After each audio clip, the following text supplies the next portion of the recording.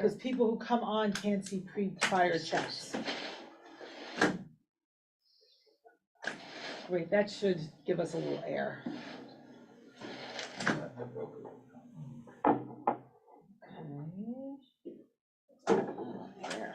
All right, I think we're ready for our blessing, Eden.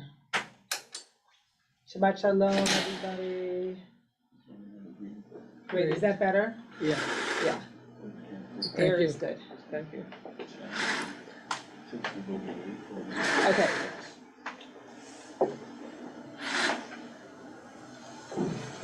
So the bracha over Torah study.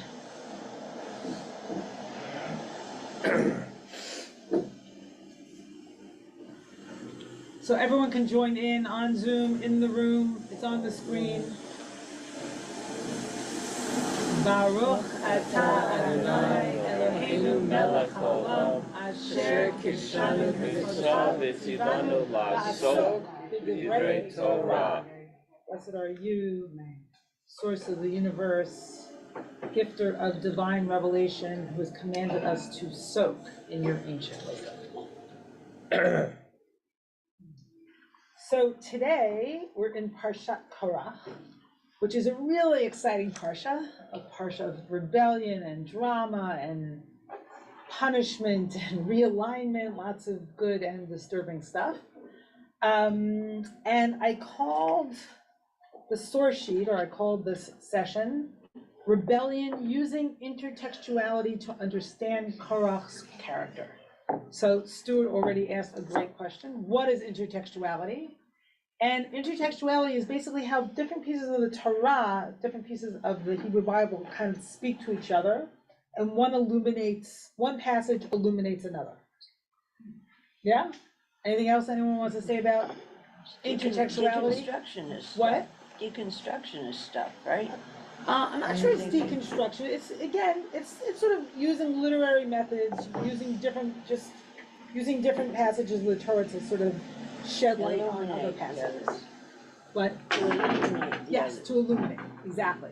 So we'll find out what that means in a moment, in the way that we will dive into various passages to understand what's going on with Korach and why is Korach rebellion and what are the issues. Okay, so I hope that's clear so far. And he's got a strong issue also. He's got a strong issue. He's got it really, yeah. Yes, for sure. I'm going to use a light words, like yeah. So words that kind of echo from other places in Torah. For sure, also used extensively by Buber and Rosenzweig. Thank you so much. And Ashkan, I'm glad you're here today because if it's okay, at some point I'm going to call on you to read. Okay. All right. So let me share my screen. Host disabled participant screen sharing. Eden, can you fix that? I didn't actually. It's enabled. I'm not sure why that's not working. Let's see. No, it says disabled.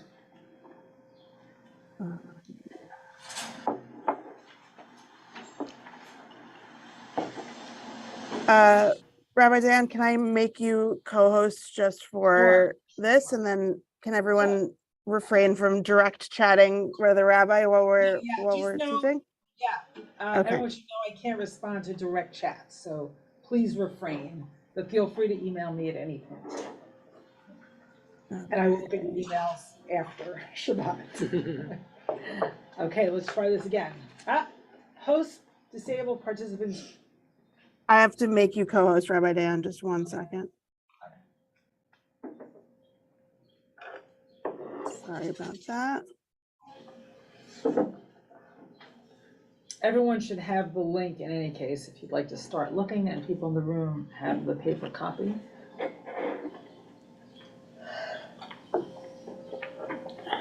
Hi, Deborah. You should be able to now, Rabbi Dan. Yeah, I can. Thank you so much. Okay.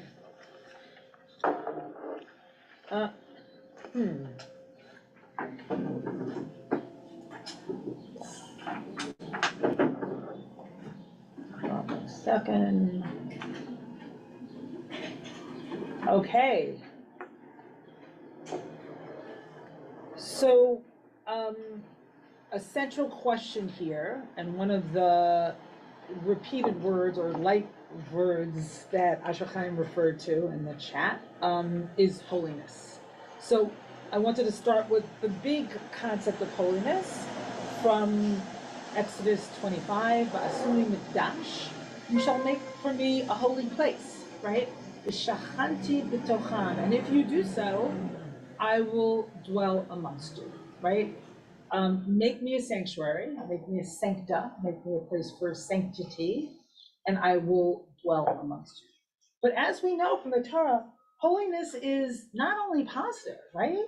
If you think about Sinai, and anyone who comes too close to the mountain will be zapped.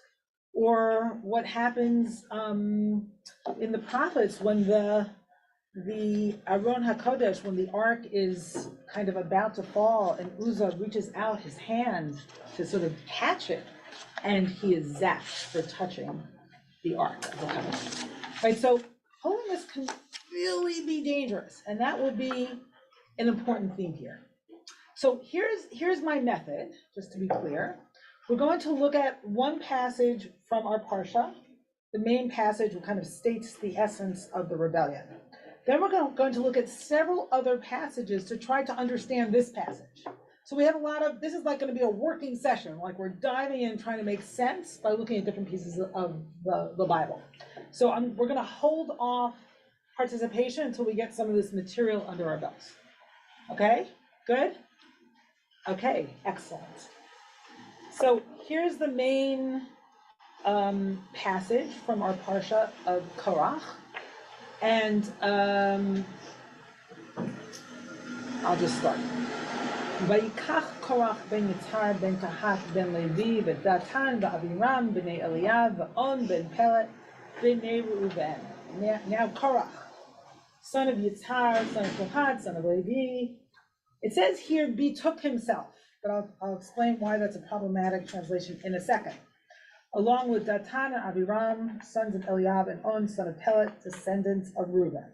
So this is interesting in the way that Korach is introduced. When I was studying this morning with my chavruta, Rabbi Sharon Konanisfeld, who may or may not be here, we talked about how rebellion can be so individualistic, right? But here we're taught like, oh, it's not just Korach.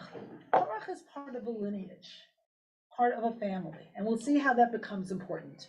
And Datan and Abiram are also part of a lineage. So we need to kind of look a little bit at the background to understand what Korach is doing, right? So, often we ourselves have lots of issues, but then when we I think the Torah is inviting us to put in a kind of context. What's the history? What's the family lineage? What's going on with you? What have you inherited that may not exactly be yours? At least not as an individual. And the other thing that's happening in this verse, there's so much that's happening, is there's no object for the verb to take. Korach took. What did Korach take? Doesn't say. Korach took. So betook himself is a way of translating it to smooth over that difficulty. Okay, so we don't know what Korach took. Okay. Well, what's the actual word then? Vayikach. It needs an object. There's no object. It says Okay. take fire pans. No, it does not. Look at one. No, it does not say that. You're not in the right verse. What was the word? We just did verse 1, only verse 1. He Later, said, Has to be- Later, it's take fire pants, which is important. What you said is important, and I'll bring that up later, but it's not relevant to this he's a particular. taker. He's a taker. Beautiful. But Diane, he took all these people. He took the son of this. the He son did, of but it doesn't say that. No. It he's says, just a taker. right, Those were with him. Korach, Datan also took. Doesn't say he took the people. That's not the object grammatically. They were with him. Exactly. Okay. Vayakumu lifnei Moshe va'anashim libnei Yisrael 50 ו200 nesi'ei eda kri'ei moed anshe Shem. So to rise up, or they rose up before Moshe, with 250 Israelites, chieftains of the community, chosen the assembly, men of repute. Right? These are important men with status in the community. Right? These are not any kind of Joe Schmoes. They're people with power and status. So again, so far we're told family lineage, right? Family and tribe. And we're also told something about status, maybe class, I'm not sure. So these things are operating here. Vayikahalu al Moshe, and I repeat that verb because it's the PL form. Where's Jeremy? Here's Jeremy. Of kahal. Kahal means congregation, or to gather in pal, in the pal form of the Hebrew word. But when it's PL, it's like ganging up against, right? So it's intensification, and it becomes something so positive becomes negative.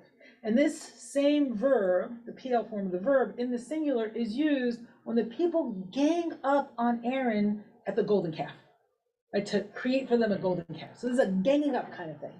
Vayikahalu al Moshe v'al Aharon v'yamru alehem rav lachem kincho ha'ida kulam kedoshim u'bitocham Adonai u'madua titnasu al kahal Adonai. So they combined against Moshe and Aaron, or gang up against them, and said to them, "You have gone too far, or you have too much." Right? Rav, too much, like harbe, too much. For all the community are holy, all of them, and Adonai is in their midst. Why then do you raise yourselves above Adonai's congregation? Now let's look back for a second at that sort of central statement about holiness in Exodus. V'shachanti b'tocham, I will dwell amongst you, right, in all my holiness. And they're kind of echoing that idea, right? God is amongst you, is amongst the community. So why, if everybody's holy, why, Moshe and Aaron, are you raising yourself above? Right? So it's a fundamental question about power and hierarchy. Or is it? So we're going to see more about that. And they're making such a good argument. Kulam, everybody's holy, and God is amongst you, right? Why are you doing this? Why are you, acting in such a way that you have authority or more authority than others? Okay. Vayishma Moshe vayipol al panav, and Moshe heard what they said, and he fell on his face. Right. So one could say this is the ultimate act of humility. One could say Moshe had nothing to say. And what my chavrita said this morning, Rabbi Sharon, is like, maybe Moshe's they're focusing, right? Korach and his men are focusing on human power. Maybe Moshe is refocusing on God by this gesture.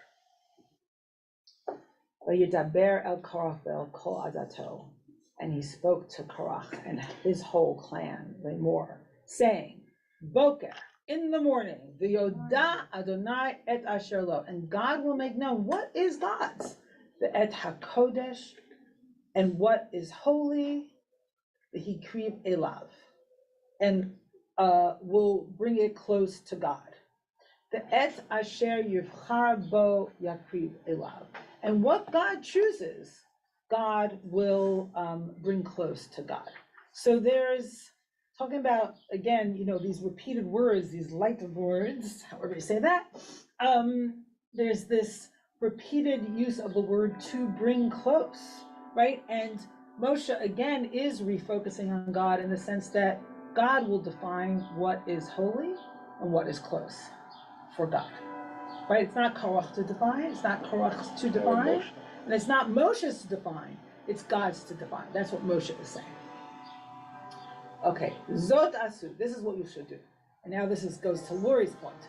Kulachem machtot, Korach v'chol adato. So remember that the parsha opens with Vayikach Korach, and Korach took, but there was nothing that Korach took. And here in Moshe's language, right, the verb to take suddenly has an object, And it says, do this, you Korach and all your band, take fire pans. That's what you shall take, right? So there's a concrete instruction here. Utnu bahen esh v'sima lehen ketoret l'fnei Adonai. Machar v'haya haish asher yivchar Adonai hu hakodesh. Rav lachem b'nei Levi. 7.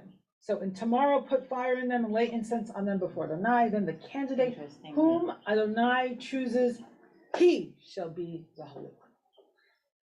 You have gone too far, sons of Levi. So Moshe is throwing Korach's language back in his face. You've gone too far. You have too much. 8. Vayomer Moshe el Korach, Shem'u b'nei Levi. Moses said further to Korach, hear me, sons of Levi. Hana'at mikan, verse 9. Is it too little for you? Ki hivdil Elohei Yisrael etchem me'adat Yisrael lahakriv etchem elav. Is it too little for you that God has separated you? So that's also the language of holiness. You separate and elevate. The God of Israel has separated you from the whole congregation of Israel to bring you close to him, to do the work of the sanctuary, or the sanctuary of God, and to stand before the congregation and to serve them. So in other words, the Kohathites out of the Levite tribe have a certain job. And isn't that enough for them? Why isn't it enough for them? Right, it's a holy job, and we'll see more about that in an earlier chapter in Numbers in a minute. Right, what's their job, and how does it relate to holiness, and how does Korach relate to holiness, and is it enough for him or not? Yes. Quick question. Yeah, Wendy. In line 6, Yeah. the Vav, how come it said Zot in the feminine as opposed to Zeh? That's a really good question. Zot asu tchu lachem. I actually don't know. What's the question? In verse 6, it says Zot instead of Zeh asu. Right. The Chumash is gender Oh, fluid. wow, that's interesting. Yeah, I'll get back to you on that one. Just remind me after class, and I'll get back to you. You're Okay. rebellious. In what verse? Verse 6? Yes, in verse 6. Okay, let's go back to our passage. Okay, so I just read 10, and now we're up to 11. Lachen ata v'kol adatcha hanoadim Adonai v'Aaron mahu kitalinu alav. Truly it is against Adonai that you and all your company have banded together.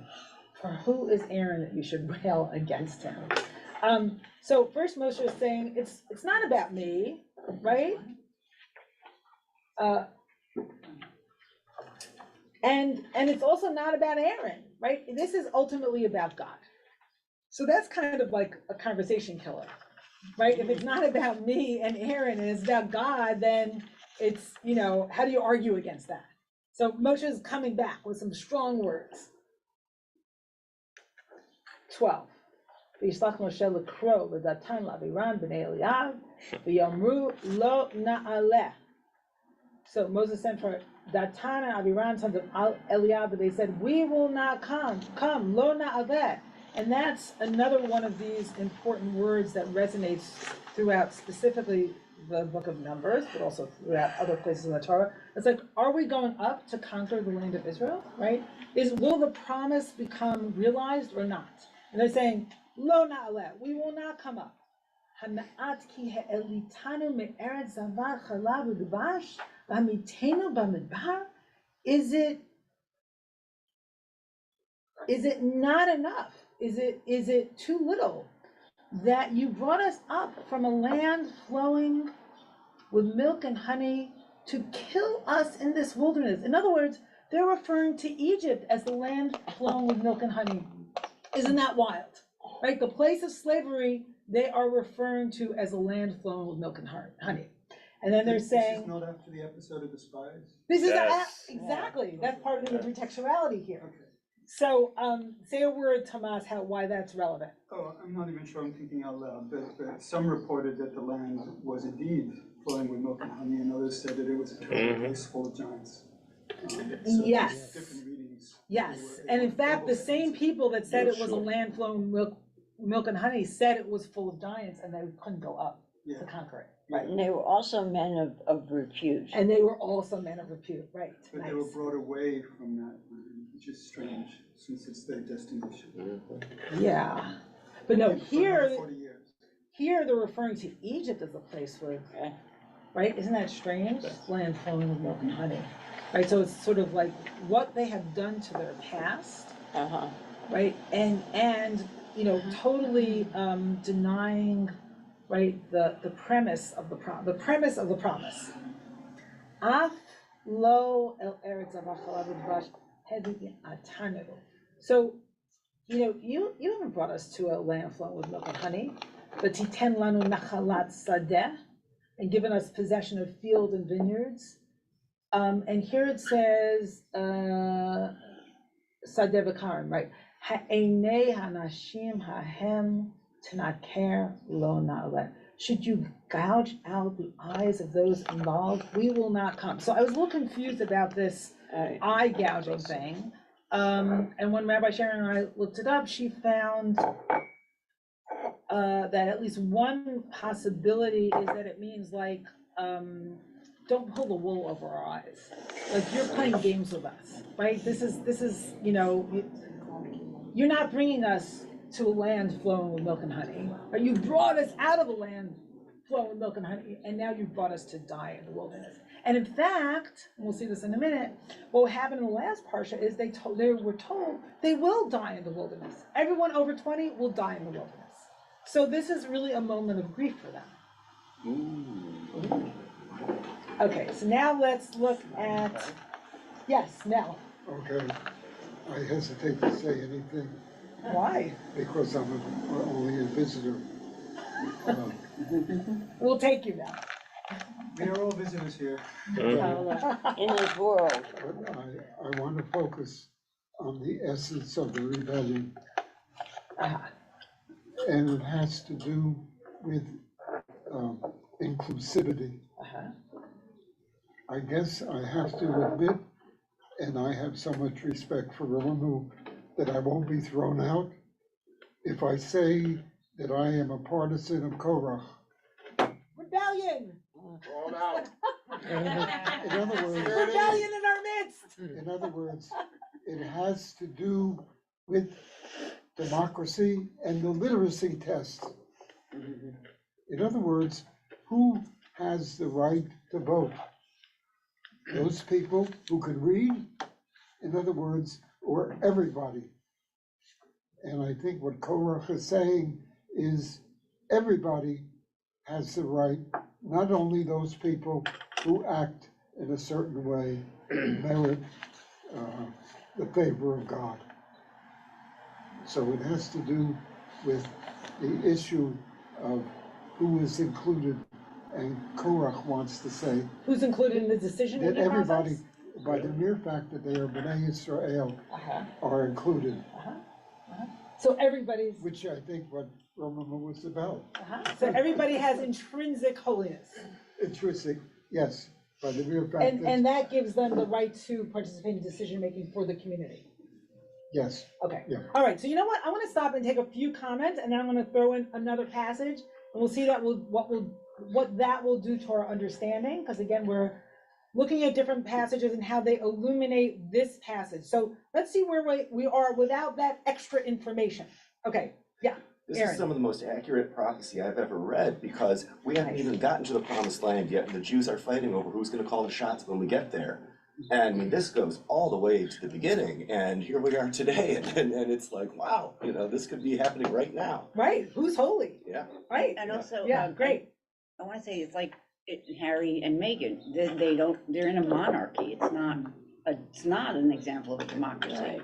It's all set up from the beginning. This one is the heir. These are the roles prescribed, And it's not a democracy. You mean the Torah is not a Well, it's the democracy? same type of thing. Yeah, it's not a It's democracy. not. Everyone has So everyone different has a roles. role, Absolutely. and if you don't like it, we're very sorry, that's how you were born, and the same thing. Everyone has different roles, but everyone has some access or different access to holiness.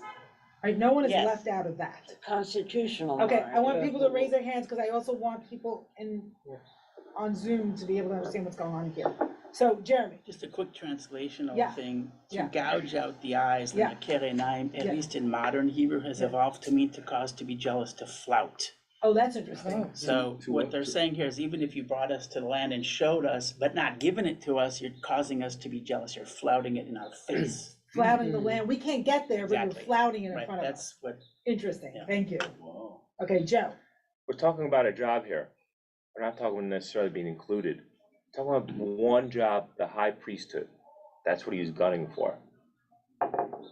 He's Okay. mad that he's clearly, I mean, remember, He's- he's Moshe's Is he cousin. self-serving? He's Moshe's Right, he's cousin. Moshe's first cousin. And Is he he's, self-serving or is he actually doing it because he wants everybody to be included? Right, that- He's so also that's the what we're richest saying, man, and we're yes. talking about yes. one job. So what we heard last night was a quote from Hobbes, who was last week's Bar Mitzvah, who played a song and quoted Nechama Leibovich, that what he's doing here is really selfish, that he's out for himself as opposed to speaking on behalf of the community. Rebel says, no, he wants a different kind of community. He wants an egalitarian community. Joe's saying no, he's selfish. And one other thing, Yeah, we're speaking about a job that God picked the person for. Let's remember that as a backdrop too. okay. That God God chose picked the people Aaron. for, or the Torah tells us a Right, story that God to chose to shore up the power of the priesthood and says, oh, God's Right. organized all this. Okay, It's Stuart, not an election yet. Stuart, Well, also, the Israelites, they said, look, it's too much for us to talk to God back at Sinai. They said, we don't want to hear directly God's voice. So this is like going against now what they had said earlier. We're not capable. We don't have a yeah, Stuart, large that's enough. really We interesting. don't have a large enough container within ourselves to hear the voice of God. And now he's coming back and saying, no, wait a minute, we do want this back. Okay, so Stuart's reminding us That they of a chose moment Aaron. at Sinai after the people heard the direct voice of God, right? And said like, no, Moshe, don't let God speak to us directly. You talk to God and then tell us what God said. So they asked for an intermediary. They asked for that. And now Carl is saying, you've raised yourself above all of us. So that's interesting. Okay, well, just one second. We Just gotta in the move on. words. Stuart, go ahead. Quick. Vayikach Korach. Uh-huh. I'm interested in the fact that Korach's name has the Vayikach right there in it as well. Nice, So nice. Korach There's kind is, of an alliteration on Vayikach and Korach with two of the letters. so, but I don't know enough. So I just Korach said- maybe is a taker, right? Korach just is a grasper, Yeah. but there's nothing that So Korach that is would mean And grasping. Moshe's a giver, yeah. And Moshe's a giver, Matan Torah, right? That's what Okay, you're so saying. there's a lot of people, wait, Tamar, did you hear that? Yeah, Go ahead. just very briefly, the history of Christianity, not always relevant at this table. But it might be interesting for people to know that taken out of context, some of these particular passages, these exact chapters and verses were beloved by Calvin and Luther, who were the heretical Catholics who established what's later understood to be Protestantism. And the main innovation of the Reformation was first to publish the Bible in vernacular language so everybody could read it, and also the elimination of the priestly class. And no priest, no pope. Nice. And as a former Catholic guy, I don't really admire that, but they did love That this- is they did really love these fascinating. texts. Who loves Korach and who doesn't love Korach? So Calvin, Luther, Rabbi Dr. Mel Stalt, Reconstructionist movement, right? Who loves Korach? Okay, who else hasn't spoken? Then we're gonna go to Zoom in a minute. Wendy, okay, now quick comments, because I wanna, the Okay. next passage is so important that I just wanna make sure we have time for it. Yes. Okay, so going forward, the Kohanim is like a subset of the Levium. So the priests, Wendy so- is saying, is a subset, is part of the larger tribe of the Levites. And Korach is a Levite. And Korach is a Levite, and specifically from the Kohathites. We're gonna look at that in a minute.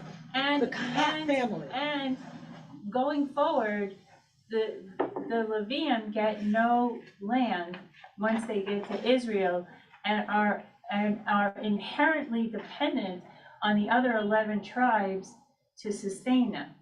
Yes, So- the so- Levites are dependent on the other tribes through Right. Maaser, So, through tithing. so already, he's one step above the other 11 tribes, Koach, because he is a Levite. And being a Levite was not enough. He wanted to be a Kohanim. And He wanted to be a priest, And going forward, I mean, yes, the Kohen and the Levites were significant in serving in the Beit HaMikdash and all that. Okay, don't forget to translate your terms. In the temple, and, but going forward, they were always 100% financially dependent on the other 11 tribes. So there is this relationship So that of was a negative, dependency, yeah. that was a negative. Right, nice, okay. Elliot, He's a Kohen. Korach. Himself, he wasn't a high priest, he was a No, he Kohen. was a late he lady. was a Levite, a Kohathite, not a He Kohen. actually served, he actually was one of the people who could serve in the Kohanim besides the Kohen Gadol, he also served he had a rotation. He did have a rotation, we're gonna get to that in a He was a second. We're gonna get to that in a second, go ahead. Yeah, so, yeah, for me, there's an echo here, going back to the patriarchs and the brothers and the jealousy between the brothers and the younger, wanting to, Oh, yes. usurp the older. Yes. And so, but with Moses and Aaron, okay, there you have brothers who are pretty much together. Right. Moses loves Aaron and is Right. happy when Aaron is appointed the high priest.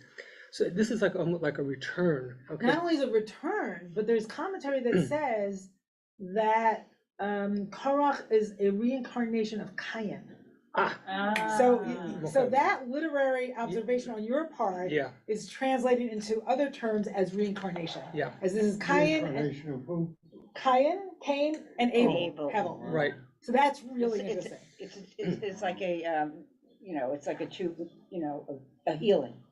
It's healing between the two It's an brothers. opportunity for tikkun, a repair between Cain, and Abel. Okay, so Amy, okay, I'm doing Amy and Jay, and then we're going on, and I'll get you later, Batya. And please keep your comments brief so we can do this long passage in Numbers 4. Thank you. I'll be brief.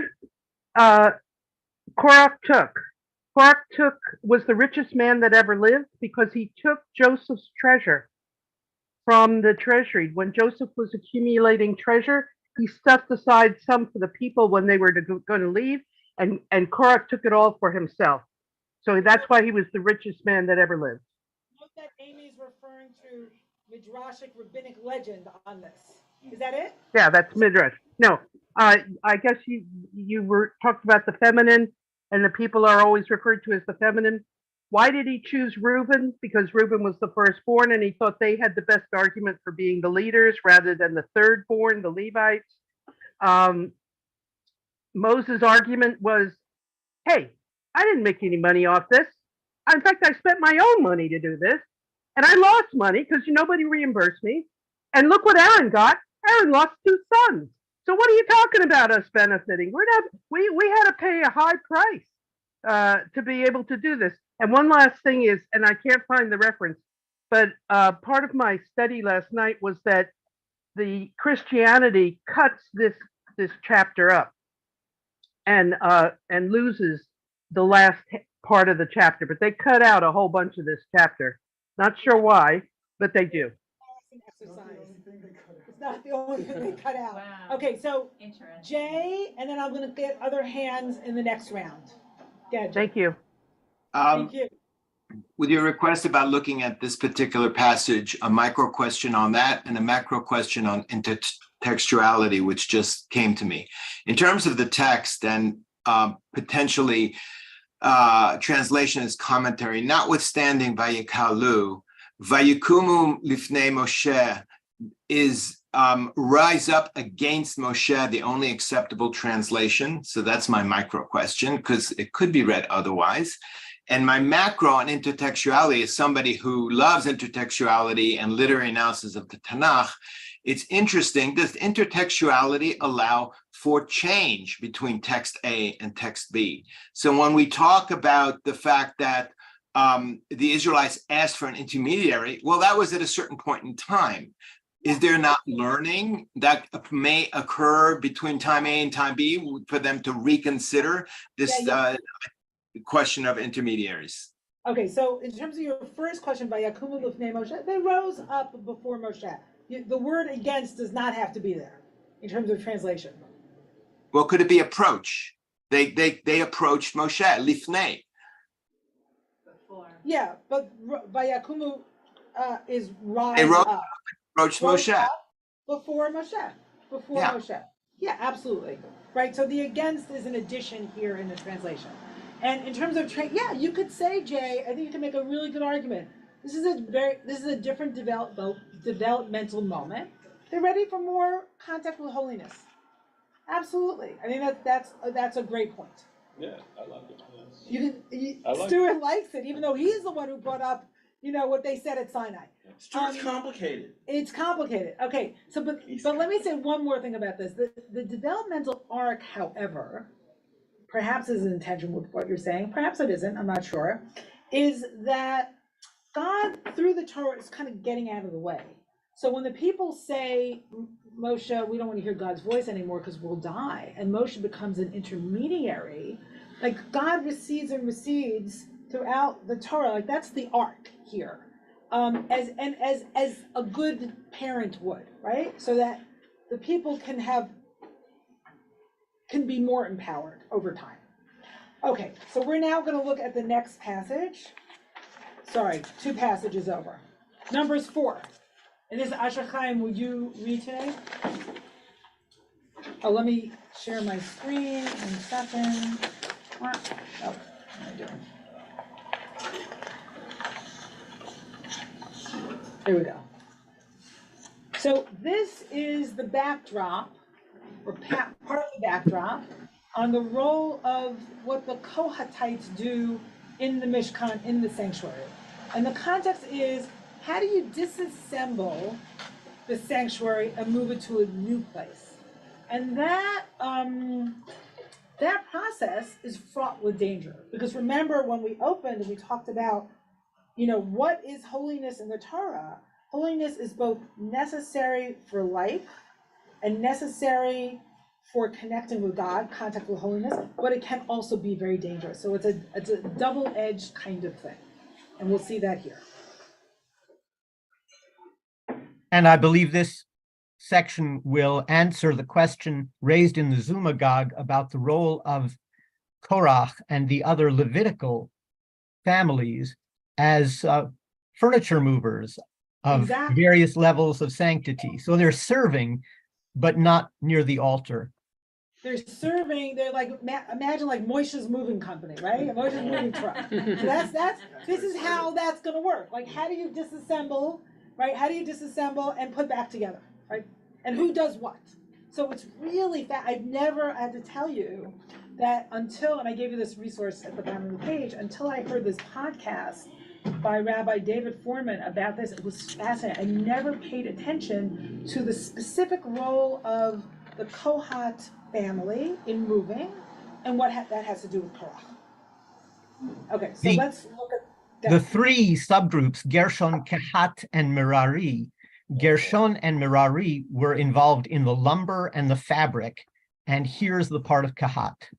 So let me just say one more thing, Asher Chaim, I'm sorry, which is, everyone pay attention.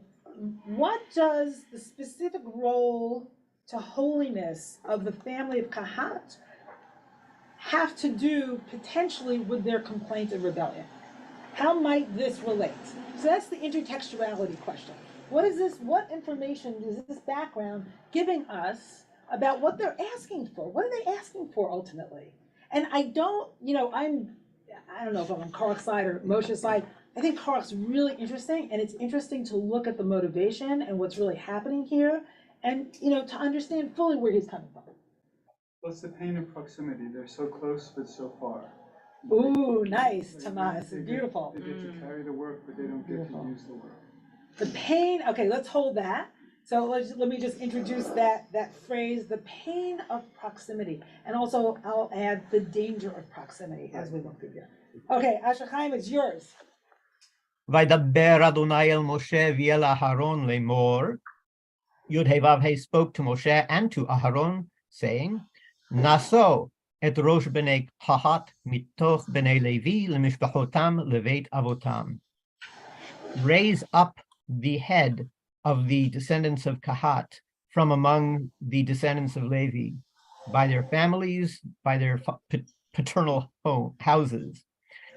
מבין 30 שנה ומעלה ועד בין 50 שנה, כל בא לצבא לעשות מלאכה באוהל מועד. From the age of 30 and up, and until the age of 50 years, whomever comes to be mustered to do the work of the tent of meeting. Zot avodat b'nei Kahat be'ohel moed, chodesh hakodashim.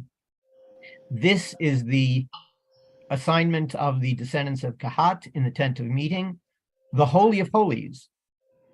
Uva Aharon uvanav bin hamachaneh v'horidu et parochet hamassach v'chisu vah et Aron ha'edut. Aharon and his descendants will come forward when they're ready for the camp to move. They shall take down the curtain that separates the holy from the Holy of Holies, and they will use that curtain to shroud the Ark of the Covenant. Okay, so let's just stop there for a minute. So you know how you have something like fragile or precious in your house, like a painting that has glass on it, you use a towel to wrap it up before you move it. Well, here they're using the curtain that separates the place that has the Ark of the Covenant in it, to wrap up, right, the Ark. V'natnu alav ksui or tahash ufarsu beged kalil tachelet milamala v'samu badav. Extra layer of wrapping, they shall take a covering made of tahash, whatever that is, and spread over it a garment that is all purple from above it, and put the poles in place. So it's interesting, this tachas, which is translated again and again as dolphin skins, right? Like, where did dolphins come from? And also this trail, you feel like it's purple as opposed to blue, Asher Chaim? The royal color. What? The color of royalty. The color of royalty. So while I was studying with Rabbi Sharon this morning, we were thinking like, oh, dolphins and blue. It's like the colors of the ocean and the sky, right? Which is also the rabbinic association with Techelet, the color of the ocean and the sky. Yeah. And of the tzitzit. And of the Techelet in the tzitzit, right? The cord of pure blue, right, in the prayer shawl. And Kaplan once interpreted that it's not the tzitzis that you're looking at that should remind you, but it's the chelet, the color itself, that should remind you. Yeah, and the tchelet, right, in rabbinic literature reminds us of the heavens and the transcendent and the divine. I'm going to go on with this, and I'll get you. There's a few people online, Tony, so I'm going to just hold that thought. Okay, let's go. ועל שולחן הפנים יפרסו בגד תכלת ונתנו עליו את הקערות ואת הכפות ואת המנקיות ואת כוסות הנסך ולחם התמיד עליו יהיה. And on top of the presentation table, they shall place a royal colored garment and put on top of it all of the various bowls, ladles, jars, libation jugs, and the continuous bread shall be on top of it. Ufarsu aleihem beged tol'at shani v'chisu oto b'mechse or tahash v'samu et badav. And they shall spread over it a garment of tola'at shani, red worm color, and cover it with a covering of tachash skin. I think Milgram thinks it's a specially dyed goat skin, or dolphins or unicorns, whatever, and they should put the poles in place. So just notice that we've moved from blue, this techelet, this blue-purple, to crimson. The color will.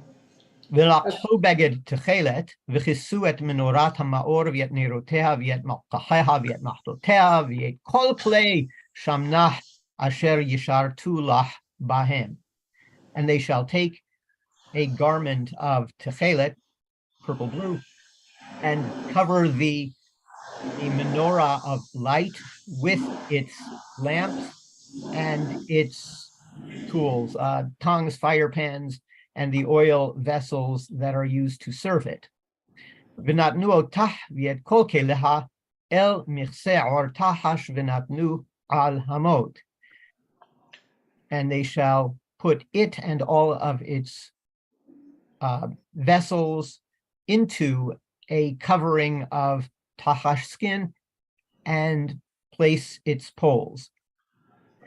ועל מזבח הזהב יפרסו בגד תכלת וכיסו אותו במכסה עור תחש ושמו את בדיו. And as for the gold altar of incense, they shall spread over it a garment of techelet, royal blue-purple, and cover it with a tachash skin covering and put its poles in place. ולקחו את כל כלי השרת אשר ישרתו בם בקודש, ונתנו אל בגד תכלת וכיסו אותם במכסה עור תחש ונתנו על המות. And they shall take all of the service vessels which are used for serving in the holy place and put them in a techelet, a royal colored garment, and cover them with tachash skin and put them on a pole. Okay, could you skip to verse 15? Oh, thank goodness. וכילה אהרון ובניו לכסות את הקודש ואת כל כלי הקודש בנסוע המחנה, ואחרי כן יבואו בני קהת לשאת, ולא יגעו אל הקודש ומתו, אלא מסע בני קהת באוהל מועד. And when Aharon and his descendants finish covering up the holy place and all of the vessels of the holy place, when the camp is ready to move, then and only then shall the descendants of Kahat come to Shlep, and they will not touch the holy stuff lest they die. This is the burden of the descendants of Kahat in the tent of meeting. So only Aaron and his sons can have contact with these holy objects unwrapped, right? The Kahat family can only have contact with them once they've been wrapped. Is that clear? Yes. Okay, I know a lot of people want to talk, but I'm going to ask you to wait until we get to the end of the passage. Go on, Ashel Chaim. ופקודת אלעזר בן אהרון הכהן, שמן המאור וקטורת הסמים ומנחת התמיד ושמן המשחה, פקודת כל המשכן וכל אשר בו בקודש ובחיליו. And the role of Elazar, son of Aharon HaKohen, includes the oil for lighting the menorah and the incense and the continual offering of grain and the oil of anointing. How is he going to translate this? I'm sorry. Responsibility for the whole tabernacle and for everything consecrated that is in it or its vessels. Vizot, I'm sorry. 17. Vaydaber Adonai el Moshe v'el Aharon lemor.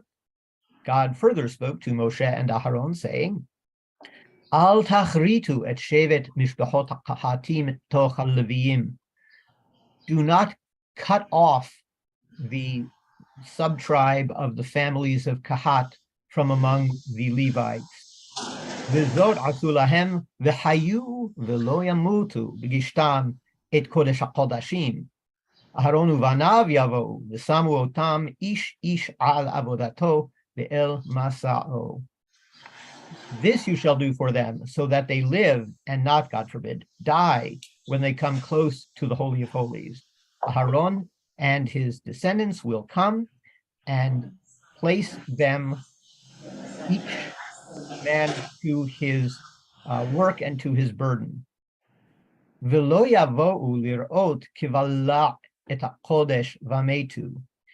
They must not come to see when the holy place is being dismantled, lest they die. Okay, so this last verse, first of all, this is so interesting. So if they have, again, if they have contact with these holy objects and they're not wrapped, they're gonna die, right? That's what's at stake here. But this last verse, and again, to come back to this issue of like repeated words, they can't come to see the holy when it's kind of swallowed up, or they can't see it dismantled. Like there's a danger here of seeing the holy objects sort of being taken apart and moved and covered. Like there's something about that that almost swallows up the holiness. Right? There's a danger here. And you have to be at a certain level in order to sort of witness the dismantling of the sanctuary and you know, sort of restructuring it somewhere else. Otherwise, you might actually, I mean, now I'm sort of interpreting, you might actually lose a sense that this is holy. You might lose holiness, right? And then you'll die. But this word here is kivala et hakodesh. The holiness will be swallowed up. What happens to Korach and his men? They're swallowed up. Right. They're swallowed by the earth. That same verb is used. So when Rabbi Sharon and I were studying this morning, we were wondering, like, is it I'm trying to remember exactly what we came up with, and Sharon, if you're still here, you can help me.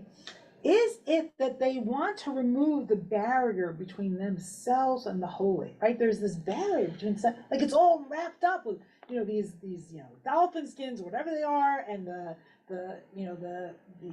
cloths of pure blue, right? Maybe they don't want the barrier. And they don't have the barrier. What happens is holiness, maybe they're part of the holiness, gets swallowed up. So I'm just trying to understand how this passage illuminates our earlier passage, and that's where I'm holiness going. gets swallowed up? Wait a minute, what do you mean by holiness? What do I mean? Holiness gets swallowed up. Holiness gets obscured. Holiness loses its force. Right? Holiness is a kind of power. It's a kind of concentrated power in an object or in a place, and that somehow that gets lost. It's like a liminal space. Okay, hold on. There's a lot of people that want to talk, and some people were waiting from before. So who did I tell before that you could talk later? Yeah. Okay, it was Batya.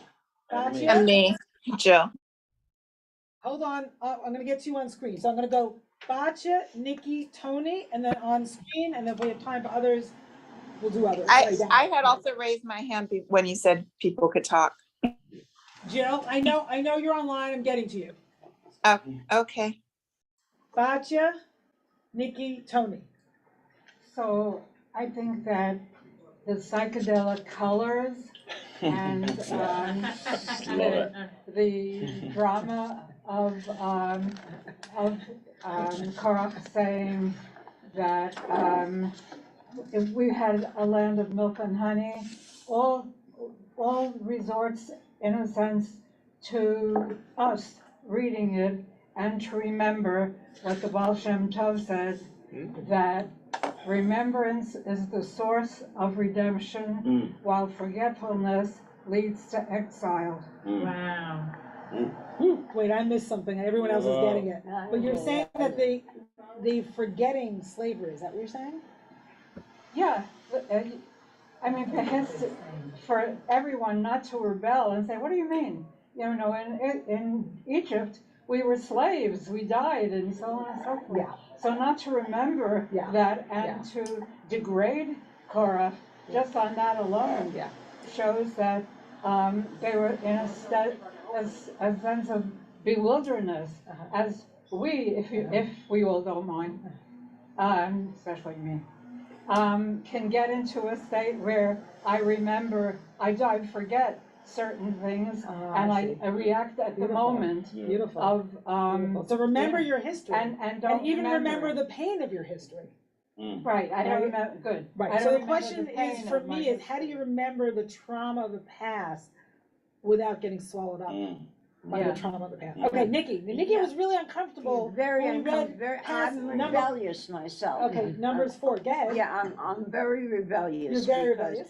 Yes, because it's made me extremely uncomfortable, this atavistic, primitive reliance upon specific objects for the ritual, objects. And in a way, I mean, the anti-heroes here want to sweep it away. And I too would like to sweep it away, because this is the kind of hair splitting that anti-religious people see in the Torah. There has to be dolphin skin or whatever skin it is and whatever, and it has to be made out of So a certain okay, I think I'm getting the point. So to you, this is an example of sort of magic and atavistic, primitive ritual, and I'm in the camp.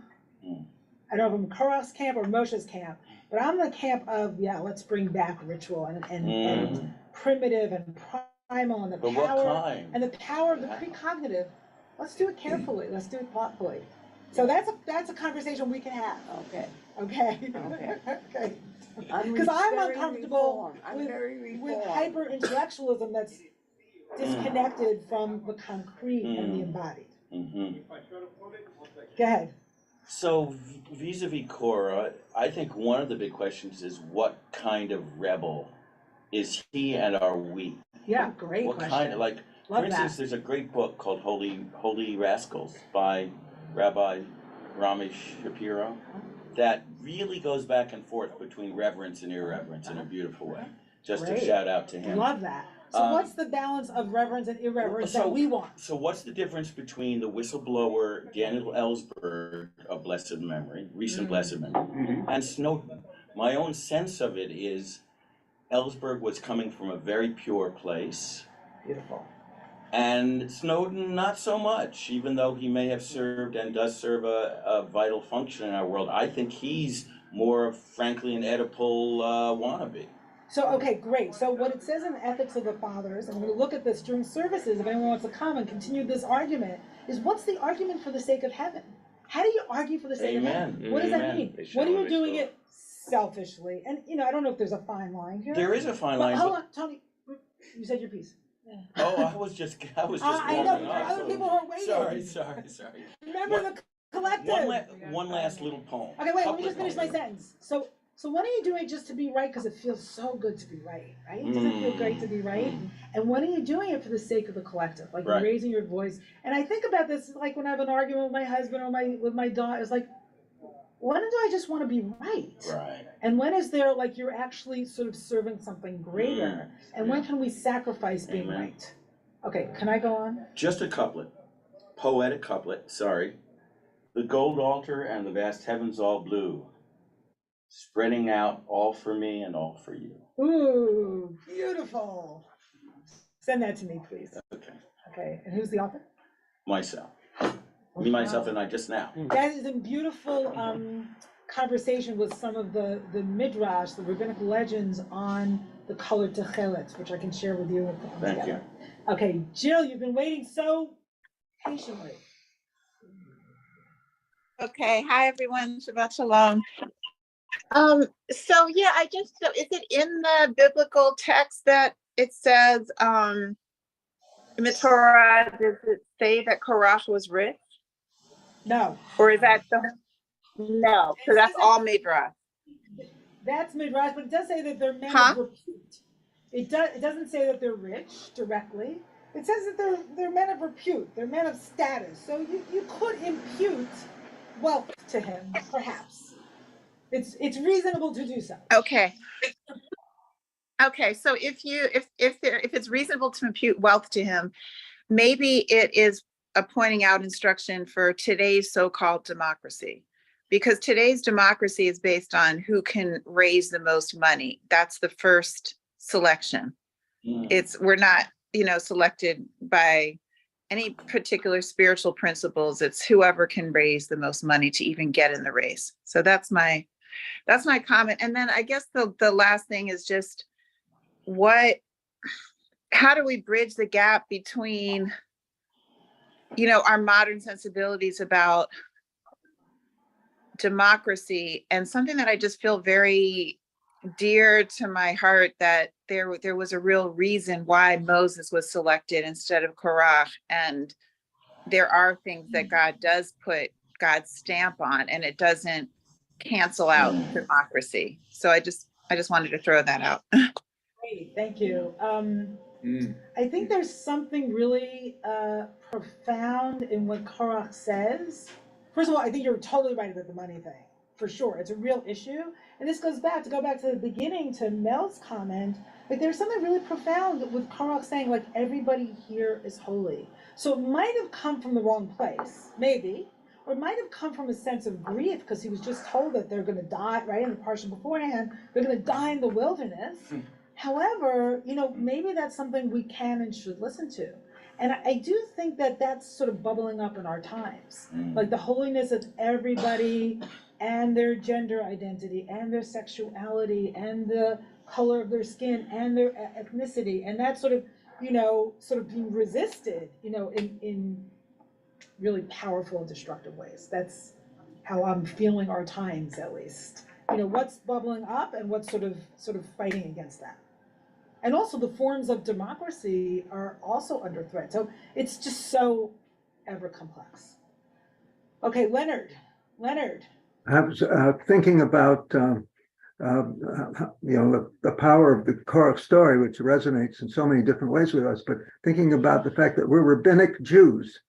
Yeah. And when the Pharisees and the Sadducees weren't exactly getting along, some of those future rabbis must have been looking at Korach as a role model. Yeah, absolutely. Let's tear down these structures. They're not working for us anymore. And maybe the issue is, like, when do you say that? When is it time to say that? And when is it time to uphold structures and to build on them? And to get to, like, why are we saying what we're saying? Like, when we're raising the voice of rebellion, what's at stake for us? Right? And again, to go back to the Torah's beginning of the Parsha, we've got the lineage, we've got the history. The Torah itself invites us to do intertextuality. Who's Kahat? Who's Reuben, the oldest son? The oldest son that didn't get favored in Genesis. I mean, there's so much. You can go from that verse and do a whole course on this. Okay, yes, Lori. What I'm hearing is the visible and the invisible, meaning we have these standards of democracy based on corporeal realms, but there's an invisible experience of the divine that's not about the face. When Moses' face falls down, it's like there's a mystery of when we're in a prayer or something's happening, that we experience something as energy that's not visible, that brings us into oneness. And also reminds us that even though I feel like I have a grasp on the truth, and again, I'm going to discuss this later during services, that I need to remember that my vision's always limited. And how do you hold that and actually stand up for something at the same time? Again, it's ever complicated. Okay, so I'm going to end with, because we're over time, note in number 7 that, hold on a second, that the Kohathites could not put the objects in the wagon. They had to carry the objects on their shoulders. So it's interesting, they can't have contact with the holy without some kind of shield, and yet they can't just put the objects in a wagon. They have to have direct contact with the holy object on their shoulders. It's like a very fine line that Torah is walking here. And I'm going to end with this beautiful poem that Rabbi Sharon introduced me to this morning. The last source on the page, it takes as long as it takes. And this is ripping off of number 7 that I just read. Last page, last source. Everything is faster than it used to be. Instead of wagons, there are cars and planes. Instead of letters, there are emails. Instead of emails, there are texts. Instead of meetings, there are Zooms. Instead of Zooms, this could have been an email. Instead of family meals, there is fast food. Instead of dining in, there is driving through. Instead of paper tickets, there are QR codes. Instead of long form entertainment, there are TikToks. Instead of steamboats, there are speedboats. Instead of steam engines, there are bullet trains. Instead of coffee, there are energy drinks. Instead of newspapers, there are tweets. Instead of slow cooking, there are microwaves. Instead of microwaves, there are air fryers. Don't get me started on the broken promise of the instant pot. The sons of Korach weren't given wagons to carry our holy objects. They needed to feel this weight on their skin, in case anyone forgot the weight of our burden. You can ask them, and they tell you, this is holy. It takes as long as it takes. So I think these, again, digging deep into the Torah really illuminates passages, and every passage points you to other passages, right? That's that's the work of interpretation. It takes work. We could just look at a passage and say, oh, Korach's right, oh, Moshe's right. Then we dig into it and we see every position is complex and subtle and nuanced and has echoes. It's almost like a fine wine, right? It's like, I don't know anything about wine, but you taste all these flavors, right? And it gets richer over time. I don't know, the colors you're wearing tell me you know something about wine. No, I know. So this is our legacy, this is our gift. Shabbat shalom. Hope to see you at services. Thank you. Thank you, Asher Chaim. Yasher Koach. Can we start next week at 7 in the morning? Yeah, Check it out. Check it out. Oh my God, I'm thrilled. Yeah. Yeah. There it is. How are Yeah, you? semi-great minds think alike.